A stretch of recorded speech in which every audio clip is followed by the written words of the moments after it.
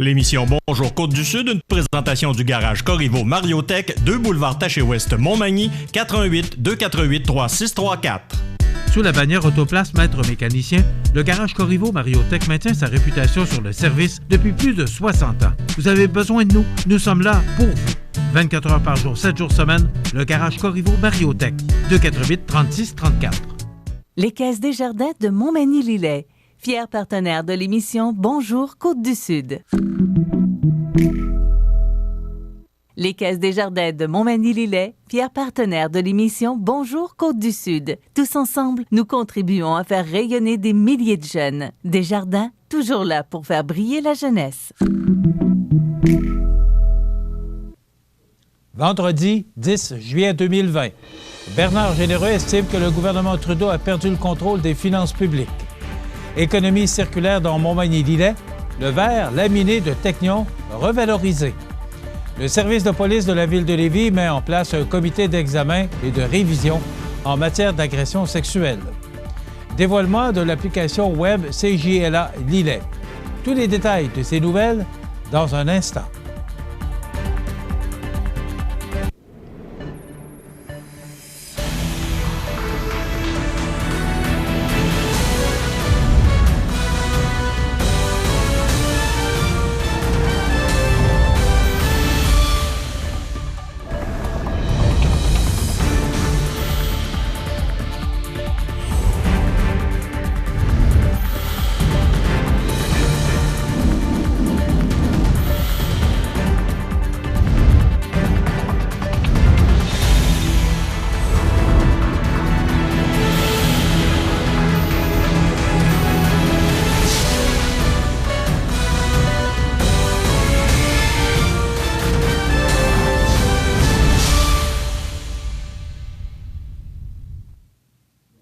Bonjour, Mesdames et Messieurs. Le député conservateur de Montmagny-Lillet-Kamouraska-Rivière-du-Loup, Bernard Généreux, était de retour à Ottawa mercredi le 8 juillet pour une réunion spéciale de la Chambre des communes réunie partiellement afin d'entendre la mise à jour économique du ministre des Finances, Bill Morneau. Bien que le député s'attendait déjà à une augmentation importante du déficit en raison d'une diminution de l'activité économique, et qui aurait occasionné une perte de recettes de 71,1 milliards de dollars au gouvernement canadien, les dépenses additionnelles engendrées par le gouvernement Trudeau feront passer le déficit total à 343,2 milliards de dollars pour l'année 2020. Une somme inédite, selon M. Généreux. Écoutons les échanges entre le député Généreux et les ministres concernés. Madame la Présidente, est-ce que le ministre du Conseil du Trésor peut nous dire combien de fonctionnaires travaillent pour le gouvernement actuellement? L'honorable président du Trésor. Merci, Madame la Présidente. Je suis très heureux de vous dire que tous les fonctionnaires du gouvernement canadien sont actifs depuis le début de la crise pour aider les Canadiens dans les situations difficiles dans lesquelles ils se retrouvent. L'honorable député de Montmagny-Kamouraska-Rivière-du-Loup. Je vais donner un petit coup de main au ministre.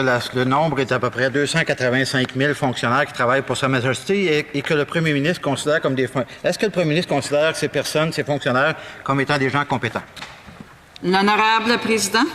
Madame la Présidente, je suis enchanté de dire, comme je crois que mon collègue le croit aussi, que nous avons la chance d'avoir au Canada une fonction publique extraordinaire. L'honorable député. Je partage son avis, Madame la Présidente, et c'est pourquoi je me demande comment ça se fait-il que, ou en fait, quel ministre a donné l'autorisation de donner un contrat à l'organisation Oui de 900 millions de dollars pour gérer ce contrat.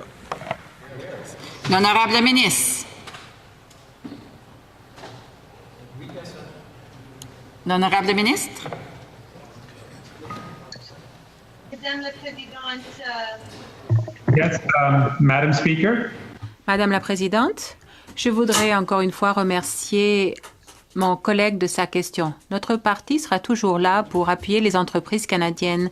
J'aimerais reconnaître le fait que, pour ce qui est de la production du matériel de protection personnelle, 40% est rattaché aux compagnies canadiennes puisque nous sommes mobilisés pour les appuyer. Et tous les Canadiens devraient être fiers de tout ce que les entreprises canadiennes ont fait. L'honorable député. Madame la Présidente, je pose une question très simple, à savoir qui a autorisé dans le Conseil des ministres, ou le premier ministre d'ailleurs, ça pourrait être aussi ce cas, de confier un contrat sans appel d'offres quand on sait qu'on a 285 000 fonctionnaires qui auraient pu très bien faire la job, mais de donner ça à une organisation à l'extérieur du contrat. L'honorable ministre. Madame la Présidente, la fonction publique impartiale a clairement indiqué qu'il s'agissait de la seule organisation capable de fournir ce service dans le délai requis. Donc, il a fait une recommandation, on a accepté la recommandation. Merci, madame. L'honorable député. OK, à partir du moment où on a une recommandation, y a-t-il quelqu'un qui gère ça, ce pays-là? Là, c'est qui a décidé qu'on allait donner au bout du compte? Qui a signé? Quel ministre a signé le contrat? C'est pas les fonctionnaires qui signent le contrat, c'est des ministres. Qui gère ce pays-là actuellement? L'honorable ministre. Madame la Présidente, comme je l'ai dit, le fonction publique impartiale a clairement indiqué, ils ont fait une recommandation. Nous avons accepté la recommandation parce que notre focus, notre priorité sera toujours les Canadiens, et d'assurer qu'ils ont les services nécessaires pendant cette pandémie. Au cours des derniers mois, M. Généreux a travaillé très étroitement avec les gens du milieu concernant le programme Emploi d'été Canada. Ce dernier a d'ailleurs dénoncé le désordre à l'intérieur du programme cette année. Et ça a été un vrai fiasco. Les emplois ont été annoncés au compte août et au 16 juin encore, plus de 100 000 $ restaient à confirmer dans mon comté, alors que la saison touristique démarrait. Nombreux autres députés ont eu le même problème, ça ne fait pas de sens. De plus, le député mentionne que le personnel de ces bureaux informe beaucoup de gens au sujet de Service Canada. Technion Montmagny, maintenant,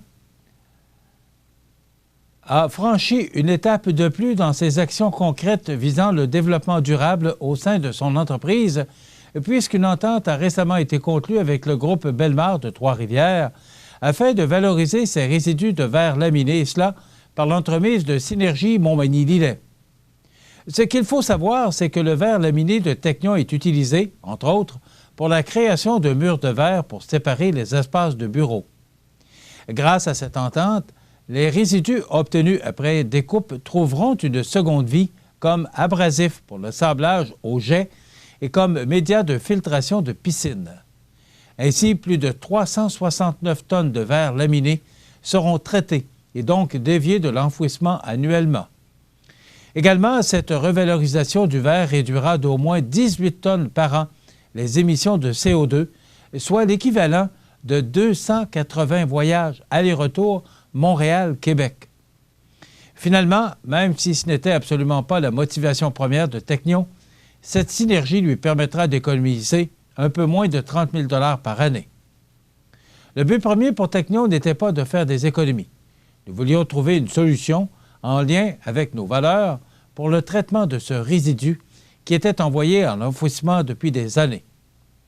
Le volume de verre laminé était en croissance, ce qui augmentait notre pression à trouver une solution.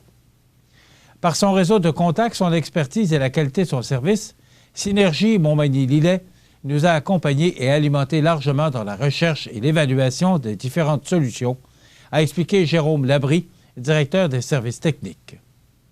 L'entreprise compte par ailleurs tripler son volume de commandes de verre laminé au cours des prochaines années, ce qui veut dire que les résidus seront également multipliés par 3. Il devenait ainsi urgent de trouver une solution, car c'est une matière pas ou peu valorisée au Québec, et ce, en raison de ses caractéristiques.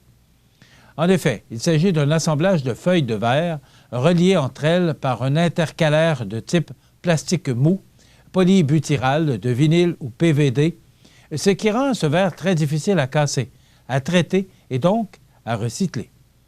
Les MRC de Montmagny-de-Lillet se sont ainsi associés afin de lancer Synergie Montmagny-Lillet, un projet d'économie circulaire. Cette initiative vise d'ailleurs à identifier des débouchés aux matières résiduelles et à développer de nouvelles filières. L'objectif premier est de diminuer la quantité de matières qui vont à l'enfouissement et d'allonger le cycle de vie des ressources, notamment par la création et le déploiement d'un réseau d'organisations maillées entre elles par des synergies d'affaires. Dans cette forme de collaboration, les déchets des uns deviennent les matières premières des autres. Soulignons que le projet est financé par le Fonds vert dans le cadre de Climat Municipalité Phase 2, un programme du ministère de l'Environnement et de la lutte contre les changements climatiques découlant du plan d'action 2013-2020 sur les changements climatiques. Pour en savoir plus ou discuter d'un projet potentiel de revalorisation de résidus de type industriel, contactez Aurélie Bousquet, chargée de projet pour Synergie Montmagny. Le service de police de la ville de Lévis met en place un comité d'examen et de révision en matière d'agression sexuelle. On en parle après la pause.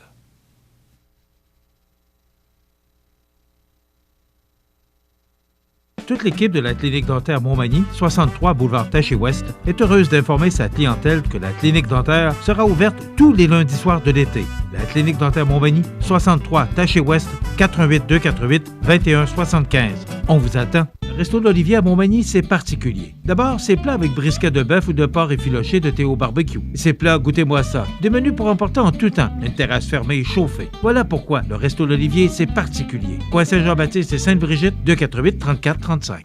Vous regardez le réseau de télévision C'est ma TV.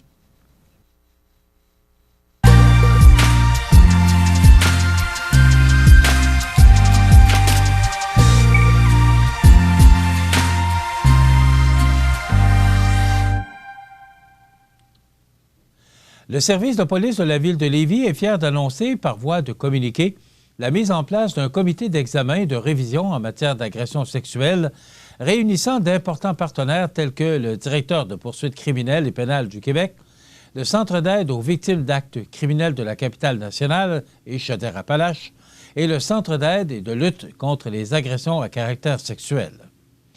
Dans cette démarche, le service de police de la ville de Lévis souhaite collaborer avec divers organismes œuvrant en matière d'agression sexuelle. Les membres du comité auront pour mandat d'examiner et réviser le traitement, la fermeture, l'enquête policière réalisée, ainsi que le respect des droits des victimes des dossiers d'agression sexuelle clos, fermés comme étant non fondés ou non solutionnés. Cette pratique s'inscrit dans un processus d'amélioration continue de notre offre de services aux citoyennes et citoyens. Michel Desgagnés, directeur de police, souligne que, pour nous, au service de police de la ville de Lévis, il est important de placer les victimes d'actes criminels au cœur de nos priorités et ainsi mieux les soutenir et les accompagner. Ainsi, la mise en place d'une telle instance permettra d'offrir aux victimes un soutien en cas d'incompréhension ou de désaccord face à une décision concernant leur dossier. La dénonciation d'un acte criminel aussi grave qu'une agression sexuelle est un processus difficile pour la victime. Le comité poursuivra les objectifs suivants: accroître la confiance des victimes et les inciter à porter plainte, établir une collaboration avec les organismes qui travaillent auprès des victimes d'agressions sexuelles, rassembler les différents intervenants du milieu afin de travailler dans un but commun, la victime, identifier les meilleures pratiques en matière de traitement des dossiers d'agression sexuelle, mettre tous les moyens d'enquête en place pour résoudre les dossiers d'agression sexuelle. Depuis janvier dernier, lorsqu'un dossier d'agression sexuelle est fermé comme étant non fondé ou non solutionné par le service de police de la ville de Lévis, une lettre explicative est envoyée à la victime. On y mentionne les conclusions de l'enquête ainsi que la procédure à suivre, le cas échéant, pour demander l'examen de son dossier par le comité de révision. Le comité s'attardera en priorité aux dossiers ciblés par une demande de révision d'une victime, mais également aux dossiers sélectionnés aléatoirement par le comité. Les victimes peuvent donc demander une révision de leur dossier par courriel au service de la police de Lévis. Le Centre d'aide aux entreprises Montmagny-Lillet est heureux d'annoncer par voie de communiqué la mise en place de l'application web et de l'identité visuelle du Carrefour des jeunesses leaders d'affaires de la MRC de Lillet, CJLA Lillet. Ce financement a d'ailleurs été rendu possible grâce à la mesure d'intervention locale incluse dans sa ligne d'affaires du développement économique local. Grâce à l'initiative de Mme Marie-Josée Saint-Pierre du Carrefour Jeunesse Emploi de la MRC de Lillet en décembre dernier, le CJLA a officiellement vu le jour. Il regroupe les jeunes entrepreneurs de moins de 40 ans de la MRC de Lillet et ce, dans tous les secteurs d'activité. Plus de 70 entrepreneurs sont déjà inscrits au CJLA. Afin de les promouvoir davantage et de leur donner de plus grande visibilité pour favoriser leur développement, l'idée de créer une application web a été retenue. Olivier Bérubé, jeune leader et originaire de Saint-Pamphile, a accepté de concevoir l'application. De plus, l'identité visuelle du CJLA a été réalisée par Isabelle Laure Fortin, propriétaire d'Herspirluette à Lillet, et elle aussi jeune leader. L'application web est déjà en ligne au cjlalillet.com et peut être utilisée par tous. Il devient très facile pour un citoyen ou des gens d'affaires d'y faire une recherche pour trouver nos entrepreneurs. L'application sera évolutive et permettra à tous les jeunes leaders de la MRC de Lillet non inscrits d'aller ajouter son entreprise dans le bottin, et ce, tout à fait gratuitement.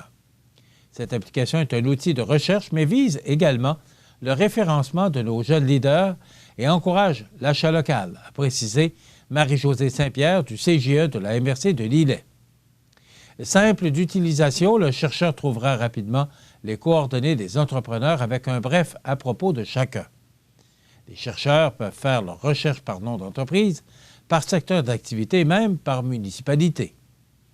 Nous invitons toute la population ainsi que les gens d'affaires à l'utiliser et à en faire sa promotion. Nous devons supporter le développement économique de ces jeunes entrepreneurs de la MRC de Lillet qui font la richesse de notre milieu et donnent sa belle couleur. Pour le CAE, ce type d'intervention est primordial afin d'assurer le rayonnement et la fierté de nos jeunes leaders, a conclu Mireille Thibault, directrice au développement économique et communication. En terminant, dès vendredi à minuit, les bars ne pourront plus servir de l'alcool et devront fermer à 1 heure du matin pour réduire les risques de voir de nouvelles éclosions de coronavirus au Québec, a annoncé le ministre de la Santé, Christian Dubé, jeudi.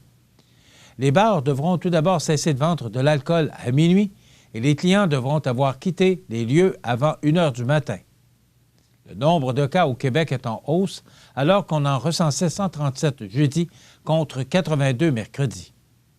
Face à de nouvelles éclosions survenues notamment au Mile Public House, un bar de Brossard, Québec a choisi de resserrer les règlements entourant l'ouverture des bars pour éviter que la situation dans la province ne dérape. Le nouveau ministre de la Santé avait déjà mis en garde les tenanciers de bars qui ne respectaient pas les règles que des sanctions allaient être mises en place pour qu'aucun débordement ne se reproduise. Pour ne pas confiner à nouveau cette industrie, Christian Dubé a pris 3 nouvelles mesures. Il est donc désormais impossible de commander de l'alcool dans un bar passé minuit. Les clients doivent aussi obligatoirement quitter ces établissements avant 1 heure du matin et les tenanciers ne peuvent dorénavant accueillir jusqu'à 50 % de leur capacité, comme dans les restaurants, afin de mieux faire respecter les 2 mètres de distanciation sociale. Les clients doivent encore obligatoirement rester assis pour consommer et ont interdiction de danser. Pour Peter Sergakis, propriétaire de plusieurs établissements et président de l'Union des tenanciers de bars du Québec, le gouvernement ne fait que déplacer le problème et ce sont les propriétaires de bars qui en subissent les conséquences. Car si les bars ne peuvent plus servir d'alcool après minuit, les restaurants ayant un permis d'alcool, eux, le peuvent. Selon M. Sergakis, de nombreux établissements ne pourront survivre à ces mesures. Fermer 3 heures plus tôt que d'habitude, c'est la mort assurée pour beaucoup de bars, s'est-il exclamé. Malgré ces nouvelles restrictions, le ministre de la Santé a confirmé qu'aucune aide financière ne sera accordée pour venir en aide aux propriétaires de bars. Pour aider les propriétaires à faire respecter ces nouvelles mesures, une plus grande présence policière sera également déployée près des endroits achalandés. Des inspecteurs de la Commission des normes de l'équité, de la santé et de la sécurité du travail, CNESST, seront aussi envoyés dans les bars pour vérifier que les règles sont respectées. Le gouvernement demande aussi aux tenanciers de tenir un registre afin de contacter rapidement les clients en cas d'éclosion.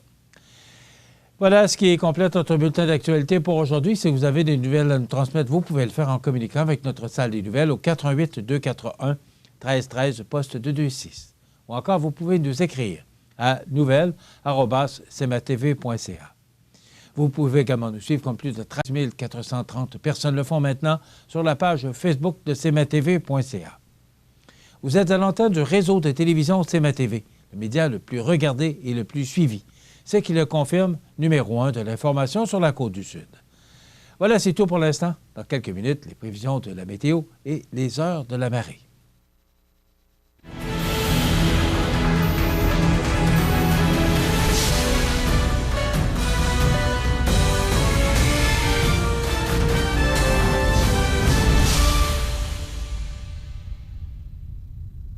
Les Caisses Desjardins de Montmagny-Lillet, fier partenaire de l'émission Bonjour Côte-du-Sud.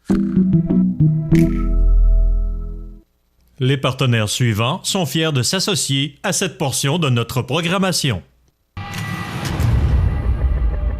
voulais me parler, Victor? Il nous faut une entrevue. Un trafiquant de drogue canadien. Il a été arrêté à Bangkok. Un important réseau de trafic d'héroïne a été démantelé. Tout est dans le communiqué de presse. Il n'y a rien dans le communiqué de presse. C'était une opération illégale. C'est eux qui ont payé. Qui a payé pour tout ça? Les agents fédéraux, c'est eux qui ont tout payé. Parle d'héroïne pure importée en Colombie-Britannique. Je veux plus y aller. Tu le fais ou je t'écorche vivant, est-ce que c'est clair? Ils m'ont fait des menaces! Impression Rive-Sud innove avec la réalité virtuelle. C'est avec cette nouvelle technologie qu'Impression Rive-Sud a réaménagé ses postes de travail et sa production. Innover et performer pour mieux répondre aux besoins de sa clientèle, Impression Rive-Sud, leur expertise, un atout majeur pour les entreprises de la région. Dans le but de soutenir les commerces locaux, le CAE Montmagny-Lillet lance une campagne d'achat local intitulée « MRC de Montmagny, je t'appuie ». Jusqu'au 23 juillet, achetez des cartes cadeaux de 50, 100, 250 ou 500 $ auprès de 21 commerçants sur le site laruchequebec.com. Desjardins doublera le montant jusqu'à concurrence de 25 000 $ et le remettra à 5 organismes de première ligne touchés par la pandémie. Procurez-vous vos cartes cadeaux chez Accent Meubles, Adrénaline Sport, Atelier Décor Mercier, Boutique Double Pas, Boutique Rendez-vous, Café Bistrot Coin du Monde, Centre Horticole Beau-Site, Cuisinerie et compagnie, Hamster Mon Bureau, La Maison Rousseau, Lingerie Féminelle, Maniac Moto, OK Pneus André Ouellette, Pro Nature Beaufort Sport, Restaurant à la Rive, Saint-Hubert Express, Sport Expert, Tardier Électronique, Vigneault et Yuzu. Soyons de tout cœur avec nos entrepreneurs. Vous regardez le réseau de télévision CMA-TV. Les prévisions de la météo. Une présentation de Promutuelle Assurance Montmagny-Lillet. Toujours à l'écoute de vos besoins. La météo est présentée par Promutuelle Assurance Montmagny-Lillet, où des professionnels de chez nous sont heureux de répondre à tous vos besoins en assurance. Promutuelle Assurance Montmagny-Lillet est là, dans la région, pour ses membres et la communauté. Alors, à la météo, eh bien, il y a encore cette vague de chaleur. Ça devrait se terminer aujourd'hui. On annonce la pluie toute la fin de semaine et le retour du soleil pour lundi. Bravo! Hein? C'est le fun pour les gens qui travaillent, ça.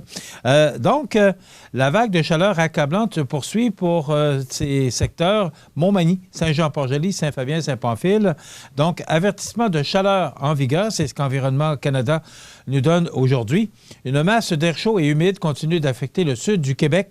La température dépassera les 30 degrés Celsius aujourd'hui et demeurera près de 20 la nuit prochaine. Les valeurs combinées de température et d'humidité produiront un facteur humidex de 40 degrés. Et si vous voyez l'image radar, pour notre région actuellement, c'est dégagé, mais il y a une masse nuageuse avec des possibles orages au-dessus des Grands Lacs. Ça pourrait nous atteindre au cours des prochaines heures.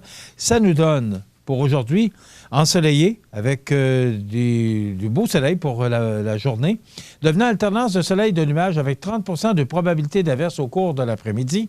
Risque d'un orage cet après-midi avec un maximum de 30 degrés et avec le facteur humidex 40. Partiellement nuageux, 30 % de probabilité d'averse tôt ce soir avec risque d'un orage minimum de 19 degrés. Pour demain samedi, nuageux, des averses débutant le matin avec un maximum de 24 et avec le facteur humidex, ce sera encore très humide pour demain avec 32. Pour dimanche, c'est du temps nuageux avec 70 % de probabilité d'averse et ce sera beaucoup plus frais avec 22 degrés. Pour lundi, on débute la semaine avec du soleil, bien sûr, maximum de 25, donc le retour au travail se fera sous le soleil. Mardi, 14 juillet, nuageux avec 70 % de probabilité d'averse, maximum de 21. Mercredi, alternance de soleil et de nuages, maximum de 24. Et jeudi, alternance de soleil et de nuages avec un maximum de 25 degrés. Les normales de saison, ce temps-ci d'année, sont de 24 le jour, 12 la nuit. Le soleil qui commence à se faire tirer les flancs un peu, à s'étirer les flancs. 4h58 sont levés ce matin et sont couchés 20h37. En 2005, il a fait 29,2 degrés et en 2003, 7,7 degrés. On a reçu 1 mm de pluie hier. On a enregistré un maximum de 29,1 degrés. Il semblerait qu'à Gatineau, on ait fracassé un record de 1957, si ma mémoire est bonne. Minimum de 16,6 degrés pour la nuit dernière.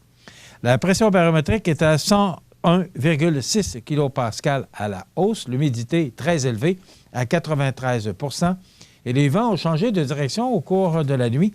Ils soufflent de direction nord, faiblement, à 3 km/h. Il fait actuellement 22 degrés. Le soleil est présent, mais il est parsemé, le ciel est parsemé de quelques nuages.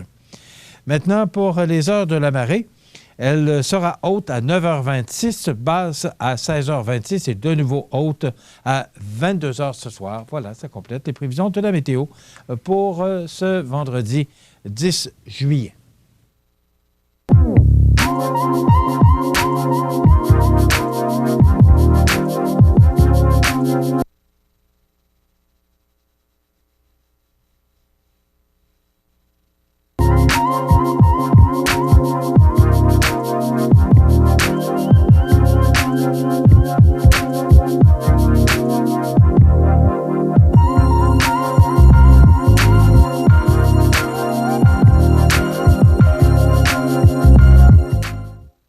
Dans le but de soutenir les commerces locaux, le CAE Montmagny-Lillet lance une campagne d'achat local intitulée « MRC de Montmagny, je t'appuie ».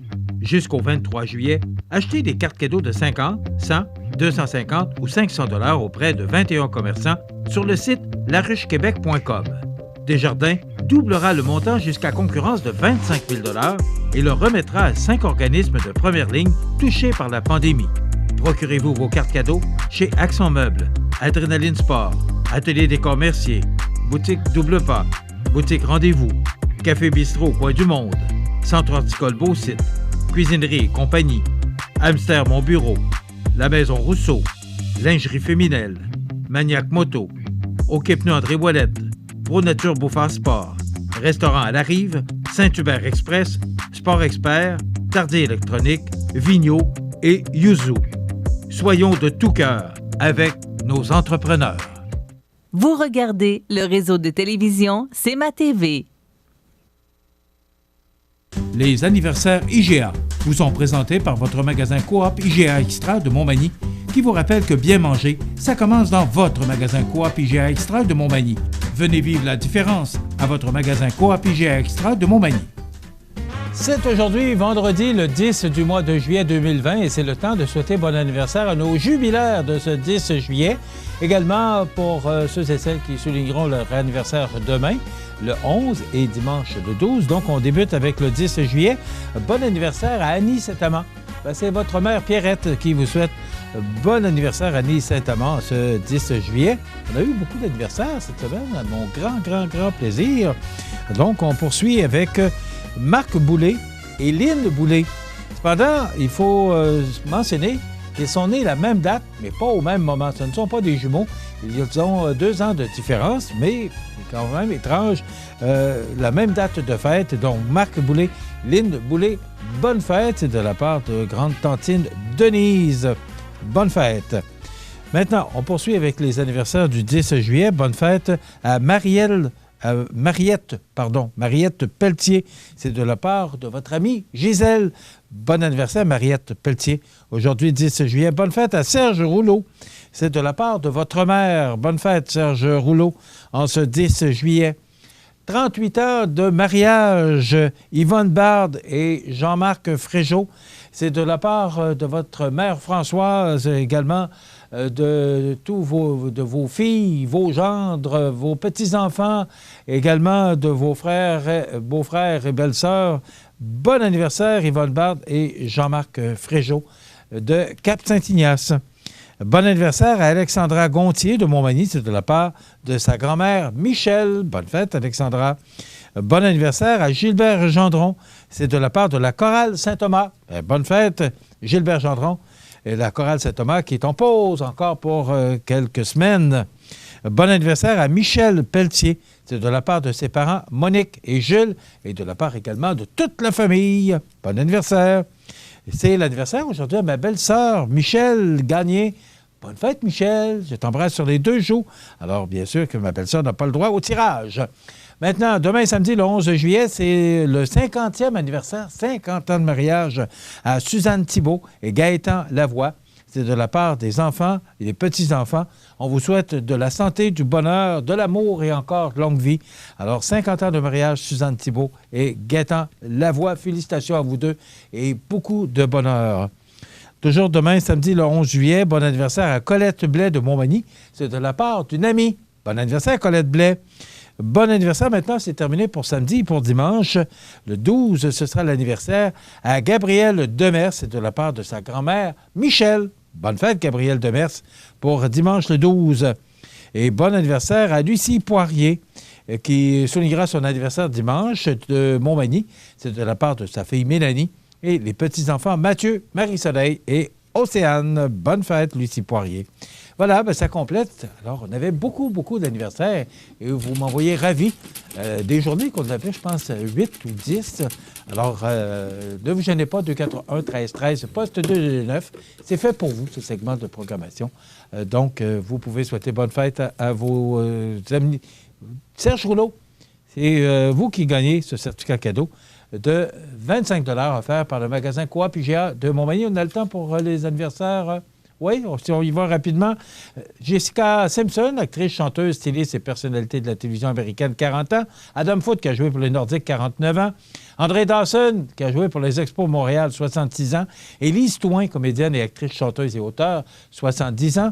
Et pour les décès, pas grand monde qu'on connaît, sauf Henri Bergeron, qui est décédé en 2000, ça fait déjà 20 ans, 75 ans, animateur de télévision et présentateur des Beaux Dimanches. Voilà pour les anniversaires. Dans quelques instants, la chronique prévention présentée par Promutuelle Assurance. Il y aura la nouvelle positive et également, nous aurons pour vous les grands titres de l'actualité avec José Soucy. Je vous souhaite une bonne fin d'émission. Desjardins et ses membres sont toujours là pour faire briller la jeunesse. Les jeunes ont des rêves, des ambitions, des projets et les Caisses Desjardins de Montmagny-Lillet sont fiers de les soutenir et de les faire rayonner. Desjardins, toujours là pour faire briller la jeunesse. Dans le but de soutenir les commerces locaux, le CAE Montmagny-Lillet lance une campagne d'achat local intitulée « MRC de Montmagny, je t'appuie ». Jusqu'au 23 juillet, achetez des cartes cadeaux de 50, 100, 250 ou 500 $ auprès de 21 commerçants sur le site laruchequebec.com. Desjardins doublera le montant jusqu'à concurrence de 25 000 $ et le remettra à 5 organismes de première ligne touchés par la pandémie. Procurez-vous vos cartes cadeaux chez Accent Meubles, Adrénaline Sport, Atelier Décor Mercier, Boutique Double Pas, Boutique Rendez-vous, Café Bistrot Coin du Monde, Centre Horticole Beau-Site, Cuisinerie et Compagnie, Hamster Mon Bureau, La Maison Rousseau, Lingerie Féminelle, Maniac Moto, OK Pneus André Ouellette, Pro Nature Beaufort Sport, Restaurant à la Rive, Saint-Hubert Express, Sport Expert, Tardy Électronique, Vigno et Yuzu. Soyons de tout cœur avec nos entrepreneurs. Vous regardez le réseau de télévision C'est ma TV.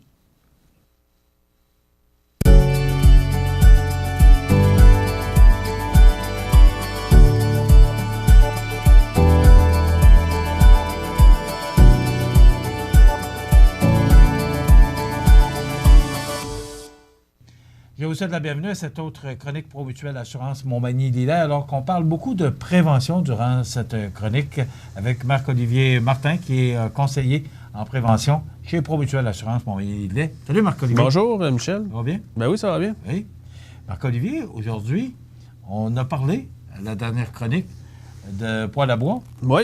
Là, on va parler d'avertisseurs de fumée, monoxyde de carbone et extincteurs, pas nécessairement parce qu'on a un poêle à bois. Non, ben non.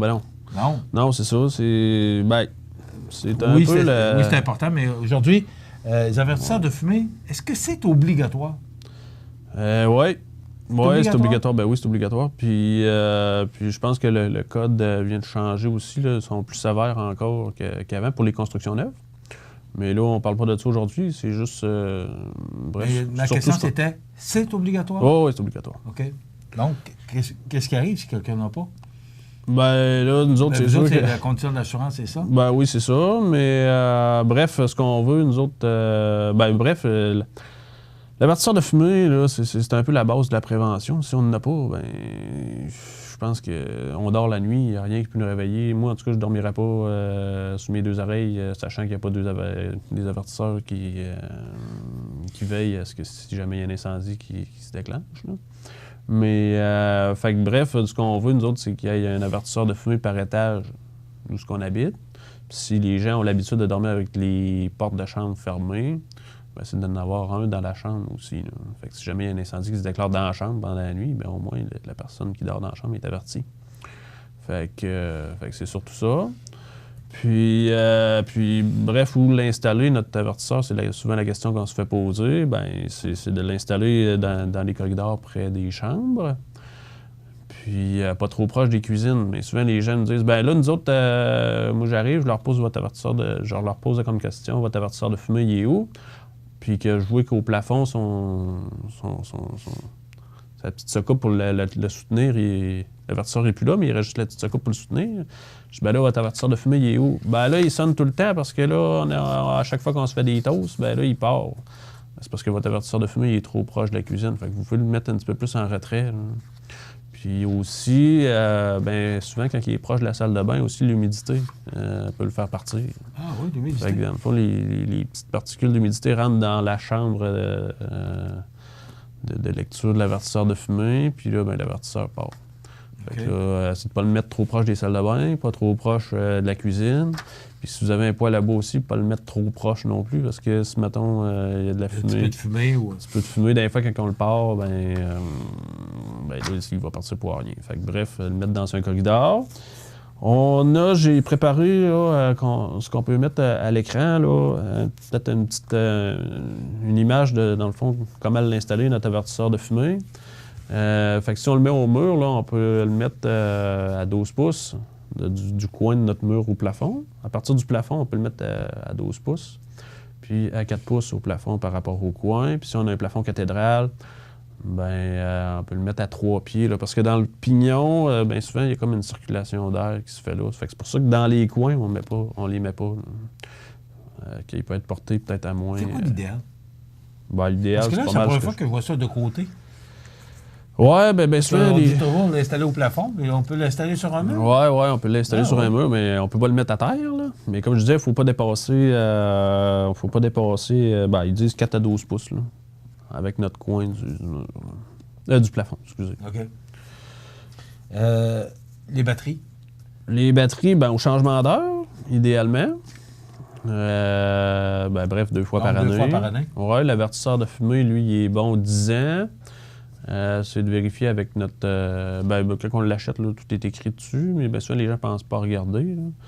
Puis les avertisseurs qu'on achète aujourd'hui, il y a comme une bande, un collant là, qui est inscrit l'année où on l'installe. Fait que bref, on calcule 10 ans à partir de cette année-là. Puis après ça, c'est pas qu'il est plus bon, c'est juste qu'il est moins sensible.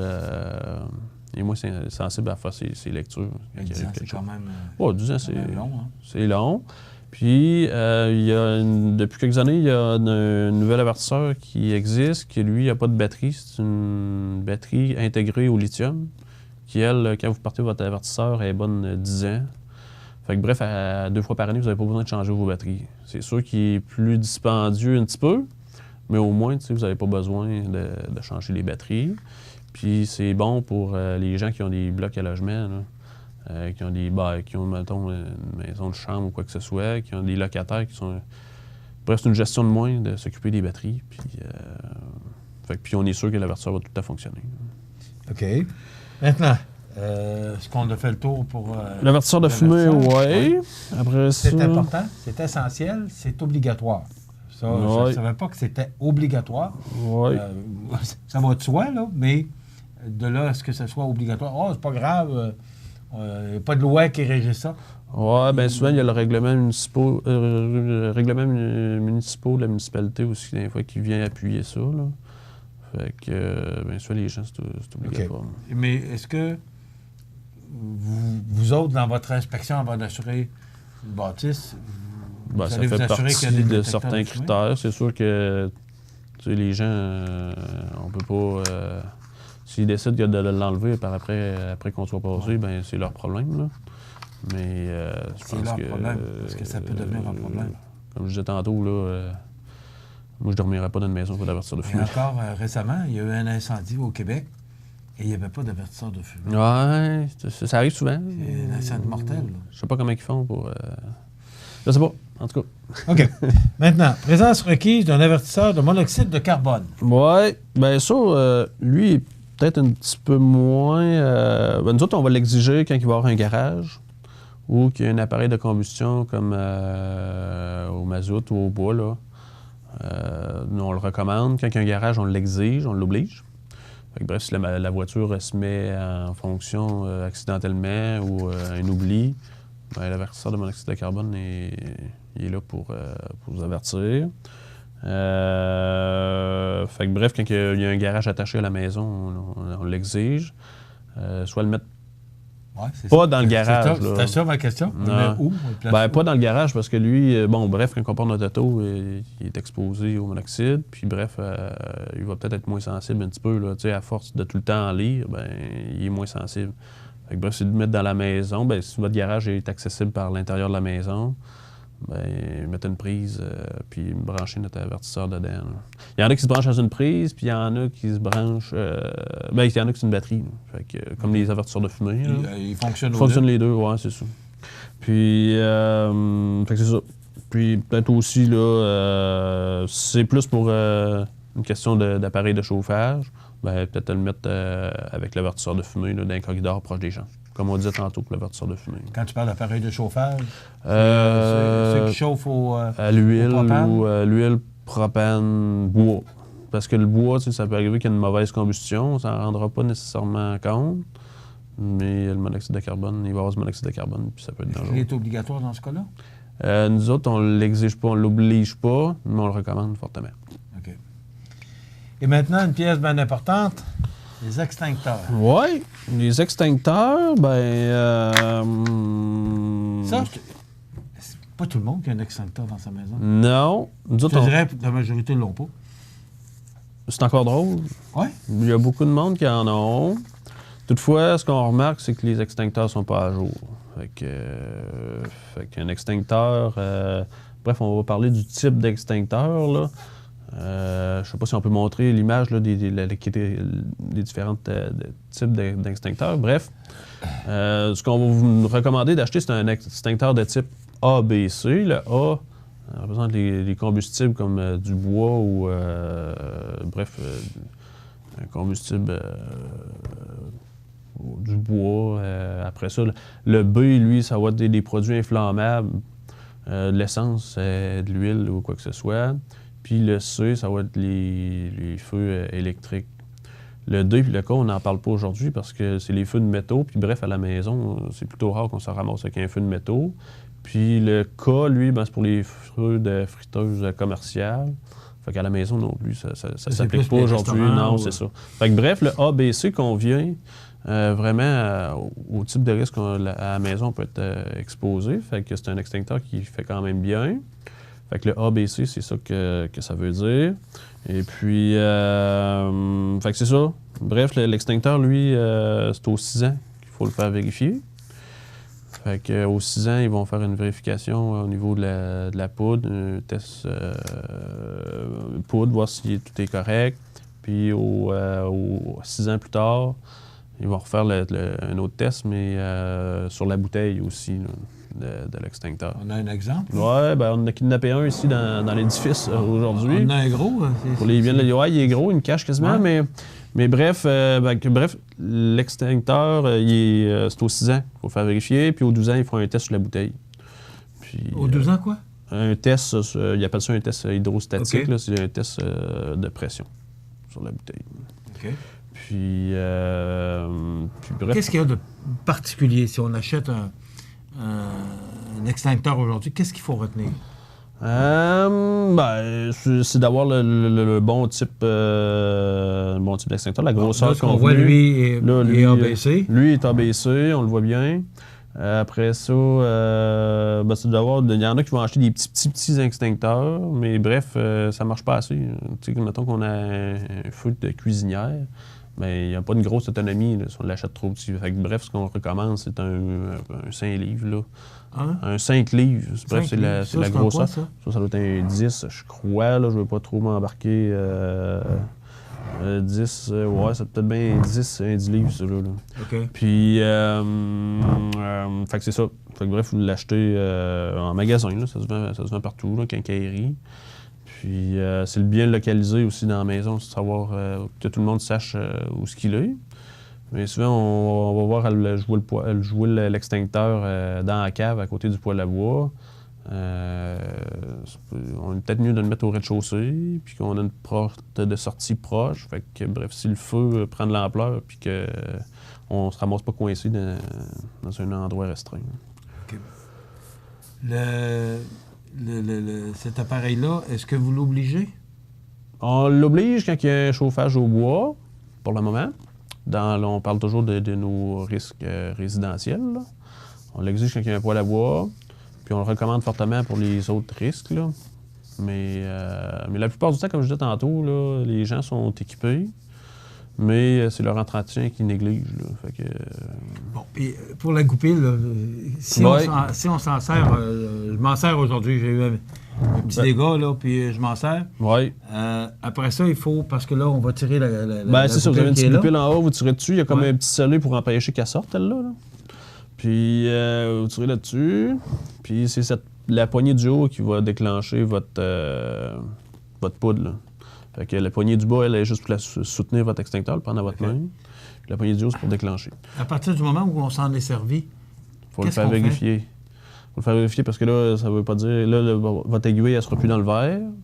Puis elle va être à recharge. Puis bref, il y a encore de la pression dedans, mais ça ne veut pas dire qu'il va être efficace pour la prochaine intervention.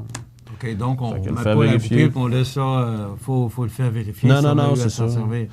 Puis c'est sûr de le faire vérifier par une firme spécialisée. Là, il y en a beaucoup dans la région.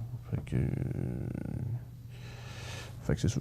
Ça sent quoi? Est-ce que tu as une idée des prix? Les prix, c'est pas très dispendieux. Là. Pour une bonne grosseur, je ne me trompe pas, je me semble que c'est une soixantaine de dollars. Là. Une trentaine pour quoi? Cette grosseur-là, c'est plus cher, par exemple. Là. Ouais. Mais là, lui, on parle ça, quand c'est même vraiment commercial? C'est celui commercial. C'est celui du bloc ici? Oui. Mais... lui, il est plus gros un petit peu. Là. Oui, c'est normal parce que c'est pour le bloc au complet. Oui, il y en a 2 par étage de ce que j'ai vu dans le bloc ici. Là. Mais, c'est ça. Pour la maison, là, un 5 livres, ça suffit. Puis c'est à peu près ça, 60$. Vous l'entretenez aux 6 ans. Puis il est bon. On parlait d'avertisseur de fumée qui est bon 10 ans, mais lui, l'extincteur, si vous l'entretenez, normalement, il est bon. Il est tout le temps bon. Bon à vie. Oui. OK. Mais on le fait vérifier aux 6 ans. C'est ça. OK. Et il y a des firmes spécialisées là, qui font ça. On en a à Montmagny aussi. Oui, il y en a à Montmagny. Puis aussi, il existe là, comme les canettes, c'est nouveau, ça, des espèces de canettes d'arrêt au sol. Là. Ça, comme je disais tantôt, c'est plus petit, ça a moins d'autonomie, mais c'est efficace aussi. Là. Ça complète sur les extincteurs. On a parlé également d'avertisseurs de fumée. C'est obligatoire, c'est pas compliqué, c'est obligatoire. Donc, l'avertisseur de monoxyde de carbone, si vous avez un garage collé à la maison, c'est obligatoire aussi.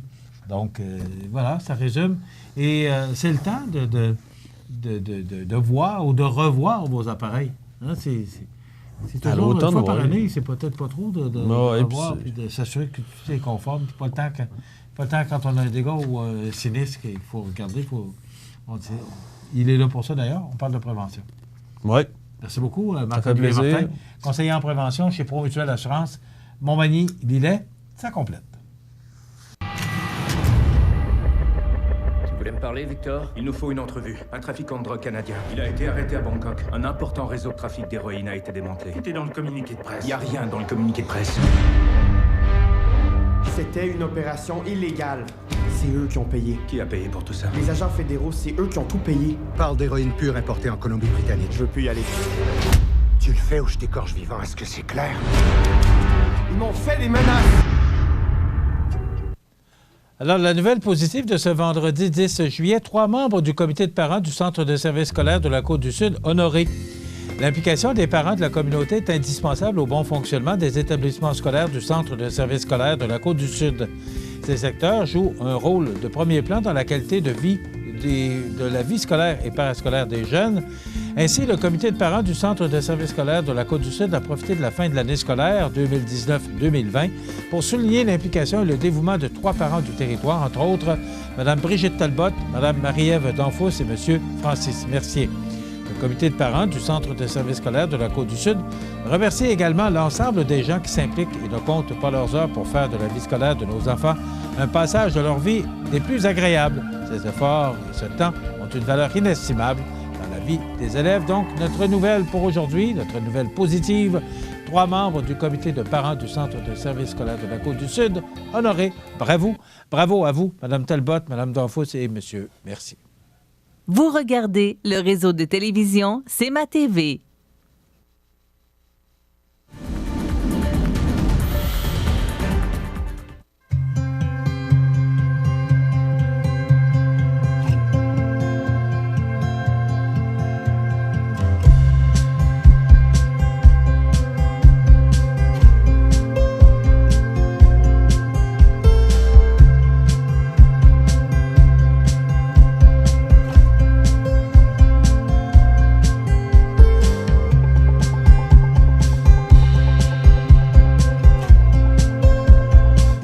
Les partenaires suivants sont fiers de s'associer à cette portion de notre programmation.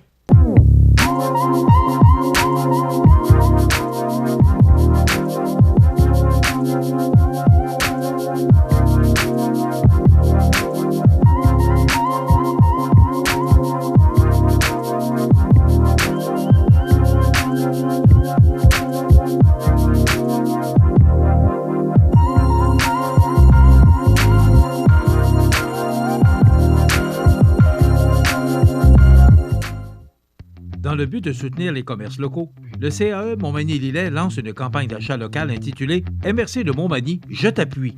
Jusqu'au 23 juillet, achetez des cartes cadeaux de 50, 100, 250 ou 500 $ auprès de 21 commerçants sur le site laruchequebec.com. Desjardins doublera le montant jusqu'à concurrence de 25 000 $ et le remettra à 5 organismes de première ligne touchés par la pandémie. Procurez-vous vos cartes cadeaux chez Accent Meubles, Adrénaline Sport, Atelier Décor Mercier, Boutique Double Pas, Boutique Rendez-vous, Café Bistrot Coin du Monde, Centre Horticole Beau-Site, Cuisinerie et Compagnie, Hamster Mon Bureau, La Maison Rousseau, Lingerie Féminelle, Maniac Moto, OK Pneus André Ouellette, Pro Nature Beaufort Sport, Restaurant à la Rive, Saint-Hubert Express, Sport Expert, Tardier Électronique, Vigno et Yuzu. Soyons de tout cœur avec nos entrepreneurs. Vous regardez le réseau de télévision C'est ma TV.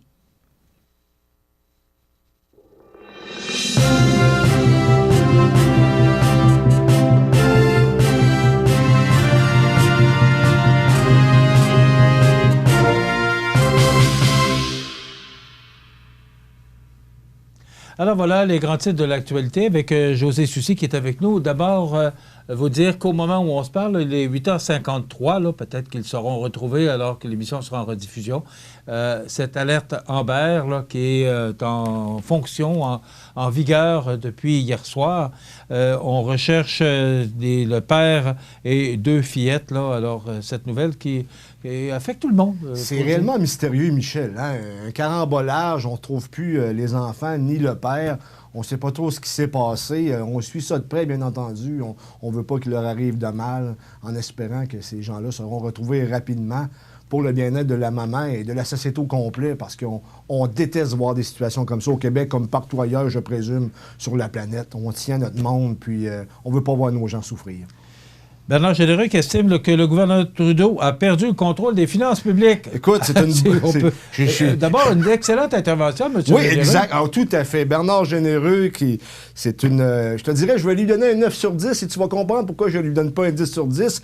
Parce qu'effectivement, on a un manque à gagner de 71,1 milliards cette année du côté du gouvernement fédéral. On comprend que c'est en lien avec la pandémie de la COVID-19.